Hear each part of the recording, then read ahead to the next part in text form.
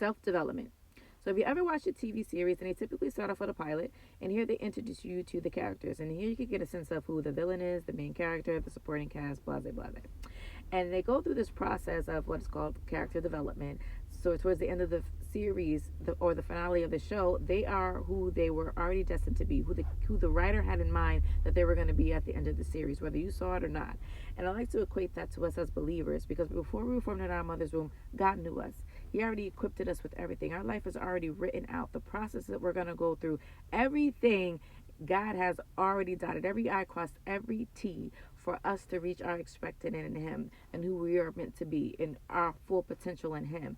And we go through our God development, and we cannot skip that process. But connected to the God development is our self development, because there are things that God tasked us with. There are things that God has made us responsible for, to partner with Him, for us to get to our expected in Him. And that's for us to be obedient. That's for us to walk in His will and His way. That's for us to be in prayer, for us to fast, for us to commune with Him, for us to be in His word, for us to strive our best to make sure that we are walking upright with Him. All of that is connected to the process that we go through, because God knows that there are things that are generational that are going to try to peep in our life, that He needs to tear away. He needs to rip away from us. There are things within us that along this along this walk that we've picked up, that He wants us to get rid of. Allow the word to be a double-edged sword, piercing in and piercing out, piercing down to the marrow, away things that God never intended for us to have. And for God to pull out of us everything that He placed inside of us, that He's embedded in us, that He knew we were going to need. He's equipped us. He's equipped us with everything we need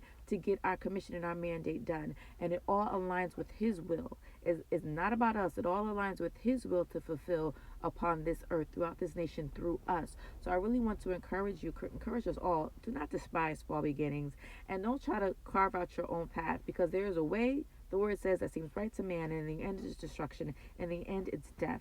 Allow God to be God in your life, in our lives. Allow God to have full reign, so that we can fully develop into who He called us to be. Until next time, God bless.